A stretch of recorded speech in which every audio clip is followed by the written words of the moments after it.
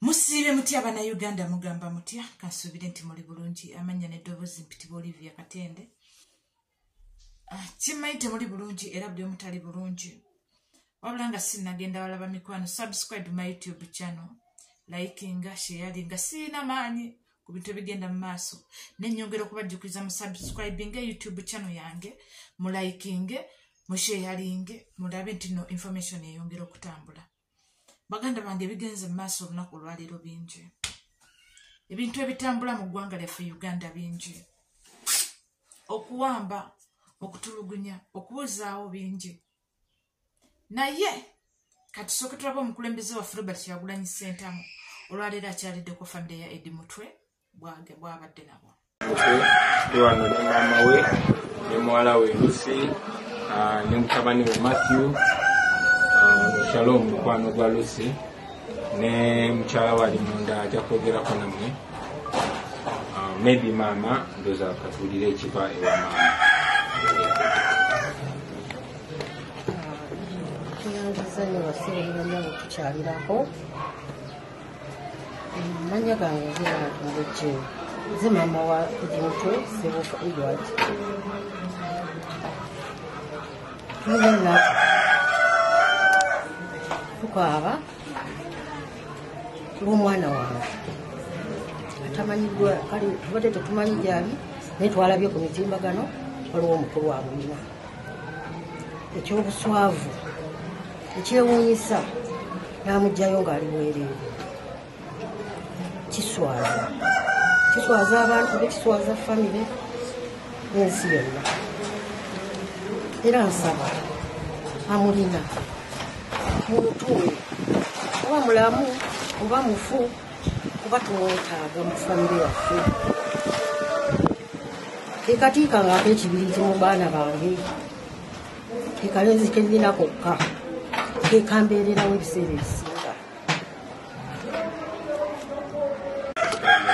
Museveni ne mutabani we kyebatuusa ku bannayuganda. Eddie Mutwe yawambibwa abasajja abali basindikiddwa Damulira ne banno mwawamba Eddie ne mutulugunya Muhoozi nga mutulugunya personally mumwambudde engoye mumukoze buli kimu. Bannayuganda baagala mute Eddie Mutwe. Family ya Eddie Mutwe yagala mute Eddie Mutwe. Ate mulekeraawo okukola ebikolobero ku bannayuganda.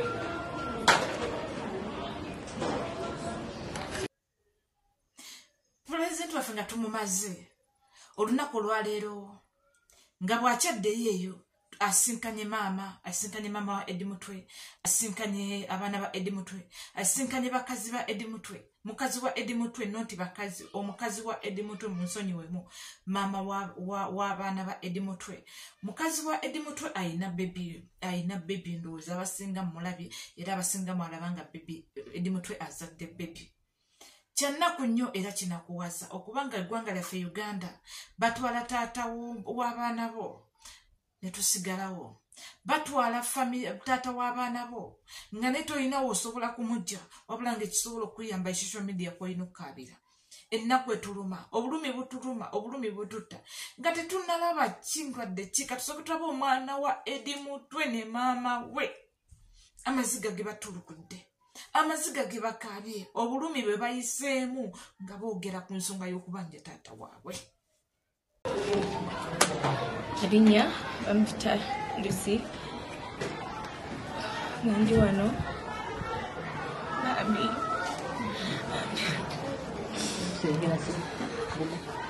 tatange bamuwamba Sande era nga nasemba omulaba Sande emisana nagenda kumukulu olweggulo ne bamukubira ne bagamba bamuwambye abatategerekese baani ne bamutwala amala ennaku eziwera nga tetumanyi gyali. Bwali budde bwa kiro ne batuwa ebifaananyi nga bamukuba nga ali bwereere mu besimenti. Nze kyensaba bambi talina musango tutange tazangako musango kujjako okulwanirira eddembe ly'abantu. Musajja ali strong. This strong is a strong man. He's really a strong man. And all I'm asking is that bamukomyewo nga mulamu kuba ye buli kimu kye nnina yeka bwe nnina munaye era mumyanga nangamba tusibeera strong ngenda kulwana nenwanirira mmwe mube bulungi beera strong beera mwana mugumu gwe mukulu gumya banno era ngamba gumya ngezaako neewala otuka nebizitowa ng'owulira ozitowa awatali tomanyi kyakola bambi mukomyewo yeka gwe nnina. Thank you.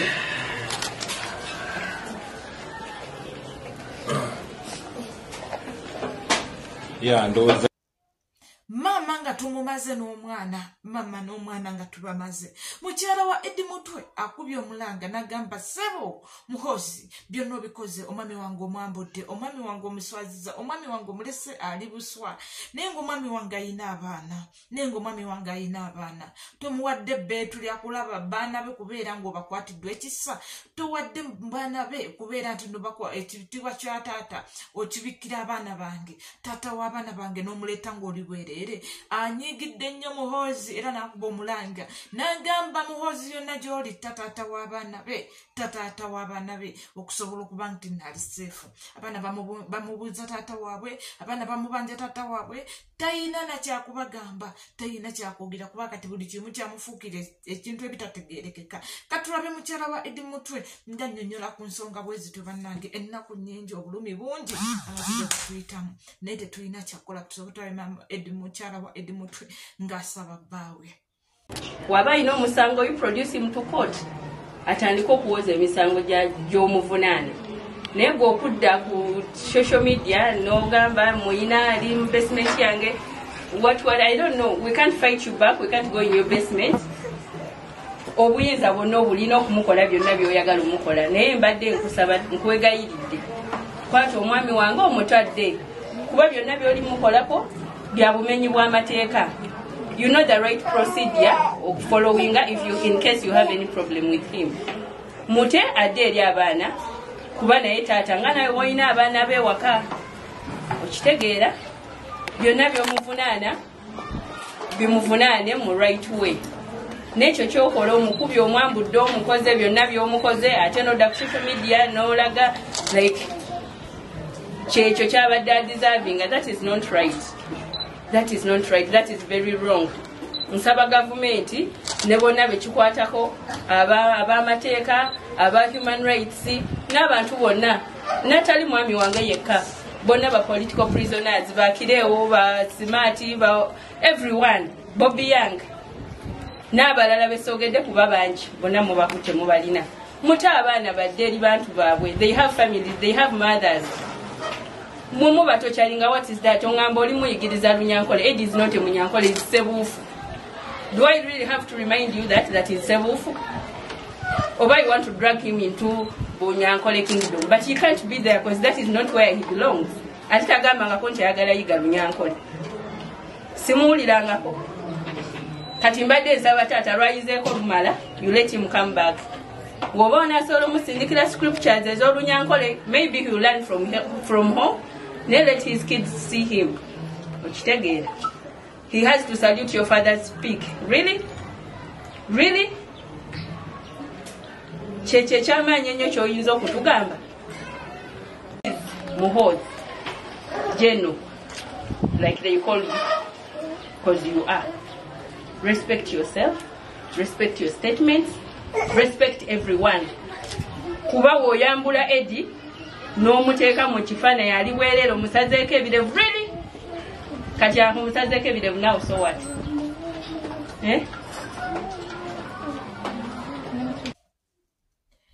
oyo nga tuvuddeyo ku mukyala wa Edimutwe ebintu bingi nnyo ebigenze mu maaso mu ggwanga Uganda.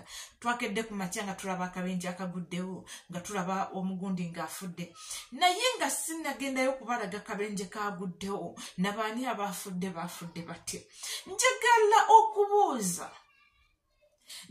okubuuza abakulu b'amadiini mu ggwanga Uganda mmwe ebigenda mu maaso temubiraba? Abakulu b'amadiini mu ggwanga Uganda ebigenda mu maaso temubiraba? Abakatuliki Edi gy'asabira ebigenda mu maaso temubiraba? Edi ng'awambibwa, Edi ng'atulugunyizibwawo, Edi ng'abuzibwawo, Edi ng'atulugunyizibwa ngwaki? Ng'omutujju gwe bakutte ne bomu, ng'omutujju gwe bakutte n'ebisi, ng'omutujju gwe bakutte na biki, Edi ng'abiriko byonna. Abakulu b'eddiini temulaba bintu bigenda mu maaso? Abakulira eddiini mu Uganda temulaba bintu bigenda mu maaso mu ggwanga Uganda? Temulaba kutulugunya nga temunnanyega? Muli luddawa? Muli luddawa bassebo ne bannyabo ku bintu bigenda maaso? Nga tuvuddeyo ku bakulu b'eddiini, mbuuza abakulu b'ennono temulaba? Obudde buno otunuulira obwakabaka bwa Buganda n'otunuulira eyeyita Katikkiro. Mayiga nkubuuza ebigenda mu maaso nga Ssebuufu atulugunyizibwa tobiraba? Mayiga nkubuuza ebigenda mu maaso nga Ssebuufu atulugunyizibwa nga ye musajja Obuganda buli ekifu abeerayo. Tugambe Mayiga ekibigenda mu maaso ku Ssebuufu tobiraba? Ng'osobodde okumanya omufu eyafudde jjo, eyafudde accident, naye nga Ssebuufu ali ku media ataalaata atambula n'obwereere bwe, bamulalasa n'obwereere bwe, bamulalasa n'okuba nti no obudde buno bamwambudde. Talina kyayina naye nga Mayiga oganye okunyega. Kabaka tetujja gamba nti no kabaka tunnanyega kuba ye kabaka buli kimu kyogera dda ne biggwayo. Talina budde, talina information gyagenda tufulumiza, naye mbuuza gwabeera ku mutimbagano buli kaseera. Osobodde obudde buno okukola tweet n'oteekayo nga bw'okubagiza omugagga Sudiru bwe yafiiriddwa mani. Tugambe omwana wa Buganda ye tonnamulabako. Tugambe omwana wa Buganda Ssebuufu Edi Mayiga tonnamulaba? Tomanyi bigenda mu maaso? Tunnamanya mbuno Ssebuufu Edi muhozi yamukutte. Tunnamanya mbu Ssebuufu Edi muhozi yamuyina mu basement ye mwamuyigiriza Lunyankole. Gwe omusajja Omuganda eyeeyita Omuganda gwe Katikkiro wa Buganda Omunyarwanda. Tosobola kuvaayo n'ogamba nti omwana Omuganda bw'aba ayagala okuyiga Olunyarwanda tekimwetagisa, okuyiga Olunyankole tekimwetagisa mutwala mu basement. Omuntu ayiga olulimi lwawulira nti ayagadde. Omuntu ayiga olulimi lwe bamusomesezza. Abantu bayiga olulimi Oluzungu nga tewali walubakasi nga simba okwo wabula nga balusoma busomi. Naye omuntu abeera ewaka n'ayiga Oluzungu nga tewali walumukase. Lwaki Ssebuufu atuuka ku mbeera eyo? Mayiga neweefula nga atawulidde, Mayiga neweefula nga atalaba. Naye bannange musajja ggwe, bannange temutwetera kutulowooza mbu tuyombesa abantu abakulu. Naye abantu abakulu mubeereko ekyokulabirako eri eggwanga lyaffe. Eggwanga lyaffe lizikirira mulinga abataliraba. Tugambe omufu oyo yafudde Namuyindi si Namunayuganda. Namuyindi ababbye eggwanga lyaffe. Kitaawe Sudiru bali mu byabugagga bya nsi yaffe mwe beyagalidde, mwe bagaggawalidde. Wabula ate ye Ssebuufu temumwogerako. Ate omwavu munnange anaayogerwako ki? Naye ate musobodde okumanya amawulire g'Omuyindi eyafudde accident nga byamusse bibye, yabadde azunga kyekiro. Naye omwana waffe n'akwatibwa n'atwalira mu torture chamber, n'atulugunyizibwa, n'afumitibwa, n'akubibwa, n'ayisibwa ng'omuntu gwe bakutte n'ebbomu. Naye Buganda ne muvaayo ne mugaana okunyega ku Ssebuufu. Bannaddiini abakulira ennono naddala mu busajja kukabirira nnono zaawala naddala ennono Buganda muli bantu babi nnyo. Muli bantu babi nnyo ng'abaana ba Buganda bafiira mu makomera, ng'abaana ba Buganda babungeeta, ng'abaana ba Buganda babuzibwawo, ng'abaana ba Buganda batulugunyizibwa, ne mubulamu atukubira omwasi. Ne mubulamu atukubira omwasi, ne mubulamu ayogerayo ekigambo, ne wabulayo avaayo ne bannange naafuze naafu.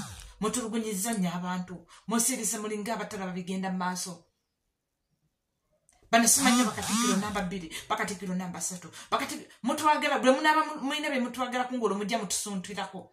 Bannange Kabaka asiimye. Bannange Kabaka asiimye. Naye nga batuba tutulugunyizibwa Kabaka tasiimye. Betuba tubuzibwa bwe tuba tumenyebwa emigongo bwe tuba tukola ki drone beziba zitutwala kabaka tasima kwogirako gye tuli era tayagala kumanya na biki bitutuukako bwabula buli we tubeeranga tubeetaaga muteekeko eddoboozi ku bintu ebigenda maaso ng'omwana wa Buganda ayisibwa ng'omuddu ng'omwana wa Buganda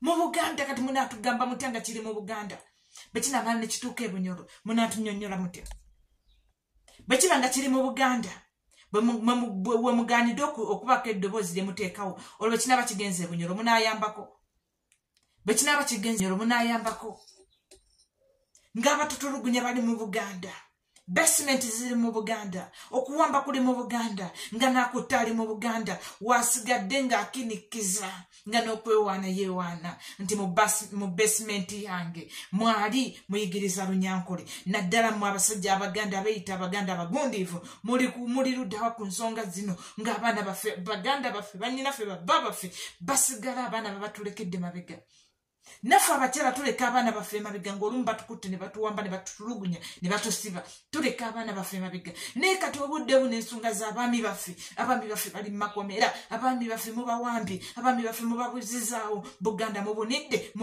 mulinga y'abato lwaki mubuniranga ey'abato wano nga bemba mwagala ssente mubaako omwasigo mukuba mayiga tuyagala otugamba oyo omuyindi afudde nga n'obugagga mugagga nga n'okumutulugunya tebamutulugunyiza wabula mwenge gwe gweyabadde anywedde gwe gwamukoseza aksidenti otugamba otya muno ye asinza okuwulikika okusinga Edi Mutwe amaze wiiki 2 ng'abuziddwawo ng'awambiddwa nga talabibwako yo tugambe tomulaba tobiwulira bannange mutuleetera okutuwuliza mbunno tubanyooma mutuleetera okutuwuliza mbunno tetwagala ggwanga lyaffe mutuleetera okutuwuliza mbunno Abaganda tuli banyoomu nnyo tetuli banyoomi wabula bye mutukola ne bye mutuyisaamu nga tuwambiddwa nga tutulugunyiziddwa ne wabulayo omaaso okuva mu Buganda eddoboozi eriva mu Buganda eddene erisobola okutuyamba erisobola okutuvuunusa erisobola otuyisa mu bizibu bye tulimu obudde buno Kyagulanyi gwe batunuuliza buli kimu bannange nedda enough is enough. Subscribe my YouTube channel.